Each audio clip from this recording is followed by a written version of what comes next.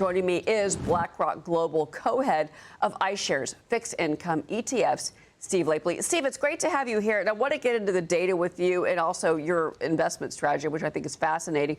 But just on a macro level, I want to get your reaction to what you heard from Ed Lawrence at the White House, and in particular, the post from President Trump this morning. You know, the editorial board at the Wall Street Journal makes the point that the United States is not going to escape damage if the strait remains largely closed. President Trump says he's not going to reopen it, that it will just reopen when hostilities end. But that actually gives us more of a risk of a global recession if the strait remains closed. How do you balance investment headlines with global headlines that we're getting out of Iran? Yeah, Cheryl, thanks for having me. So I think this is all about oil, energy, how it may pass through in an inflation context. And so I think, we've had a bit of a journey here the past month. I think initially inflation expectations were the main focus.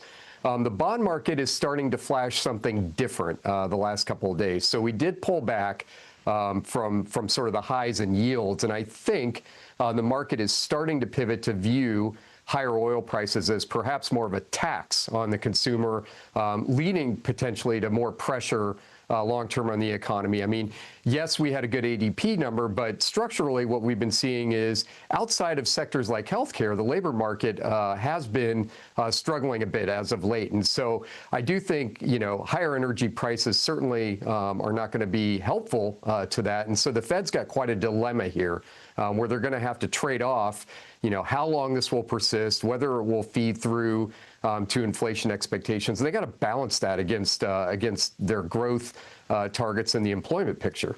Well, again, as we get that March report, we're going to get more science. But to your point, there has been very valid worries about the labor market. Again, that ADP report may not correlate with the jobs report that we get Friday. We see that all the time. But you make an interesting comment about fixed income. You say fixed income demand is not only strong, it's driven by income, not fear. And you talk about global inflows year to date.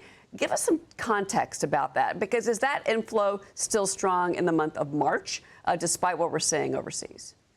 It is. We're actually averaging something like $50 billion a month in fixed income ETF flows, and that includes March. And I think what's been happening, and it's been happening now for a while, if you think about 10-year yields, you go back a year, they were around 415. You go back 2 years, they were around 430. Where are we today? We're at 430.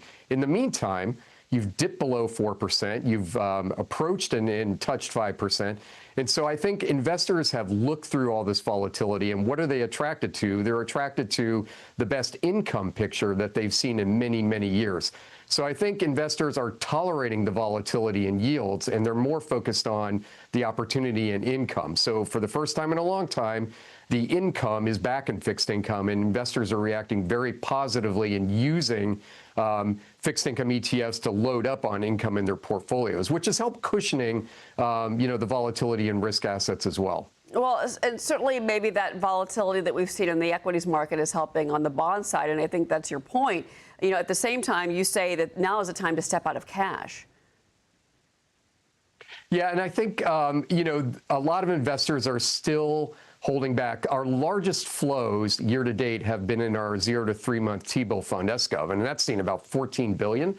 But we've also seen flows in broader treasuries and high quality investment grade as well. And so it's a bit of a mixed picture. Yes, some investors are staying in the very front end of the curve and trying to wait to see how this resolves. But the reality is, like I was just saying, it's very hard to sort of pick the optimal time to try to lock in yields. Another trend we're seeing on that point is investors are just laddering bonds. So our iBond suite, our bond laddering suite, has seen $3 billion year to date. It's something like $40 billion in assets overall, and that just again shows you investors are really trying to focus on the income opportunity and trying to look past this volatility. Yeah, and look at a long-term strategy, which is the point here as we manage short-term volatility, as we're seeing with both equities and some pieces of the bond market. Steve, it's great to have you here. Thank you so much for joining us.